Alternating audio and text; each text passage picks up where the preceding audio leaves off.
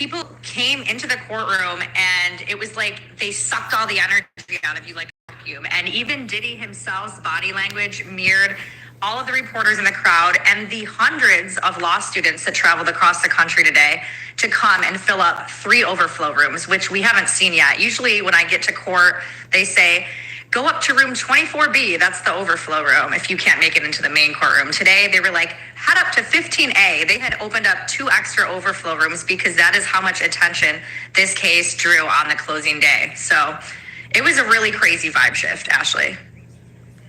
Well, so the vibe shift, like people screaming outside, people angry about getting, a place. Like, it was aggressive. There's always that. I don't know if you've been seeing all the TikToks, but people are screaming every day just to secure a spot in the courtroom. People are spending hundreds of dollars on line sitters just to sit in a courtroom. So people were aggressively pushing themselves to the front of the line today, like unlike anything I've ever seen before. But usually in the overflow room, when we're hearing witnesses on the stand, there's like jokes being made by the judge. And today there was just none of that. It was the prosecutors brought such a strong case and they were so serious that nobody was moving. Everybody was completely still, including Diddy, who he's normally like passing notes, making jokes to Tenny Garagos. And today he was sitting back in his chair, completely still, almost like a statue. I feel like it is the final act and it is finally hitting him that this is not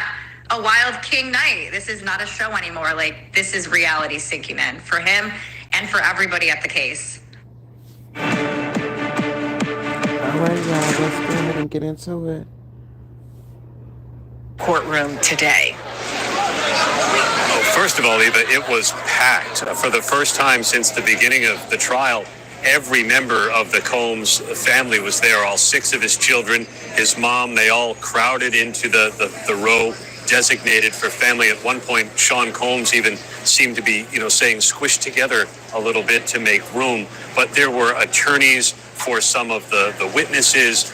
The U.S. Attorney for the Southern District of New York, Jay Clayton, was in the room to hear prosecutors give their closing statement. So it was packed. But for the start anyway, Sean Combs appeared pretty relaxed. He walked into the courtroom. He put his hand over his heart, a gesture toward his family. And he's been reading a book, The Power of Positive Thinking. I'm curious, how was Combs? You mentioned it a little bit there. Did he interact any more with his family? What was his interactions with his attorneys like today?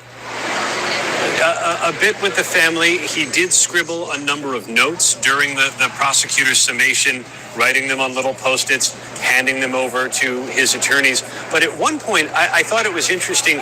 He sat far back, his chair pushed far back from the table, away from his usual confiding position with his attorneys, Eva, and had his head down, whether in thought or reading notes, but it seemed a moment where he might have been, as much as he can be these days, by himself. I'm curious, Aaron, how long did the government's closing arguments take today?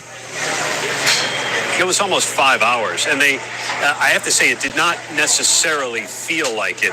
The prosecutor's presentation for the last 7 weeks has been rather sprawling, and at times it felt disjointed. Witnesses testified that may or may not have had anything to do with one another.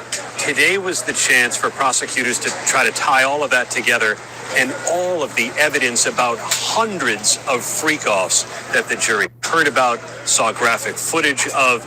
And today, prosecutors said a single freak-off is enough.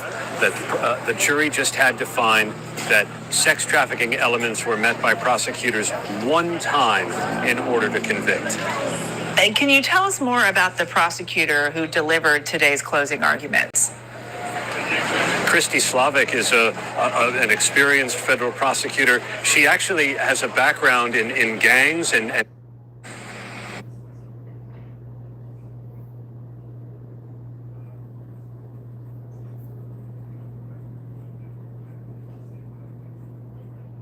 All right, welcome back. A lot of people inside that courtroom, and especially over on the defense's side, where you're seeing more of Diddy's support system and family come to court today to really kind of be here for the final days of the trial, pretty much. Of course, that being summations, aka closing arguments. So we saw everyone from Janice Combs, Diddy's mother, Charlucci, who's one of Diddy's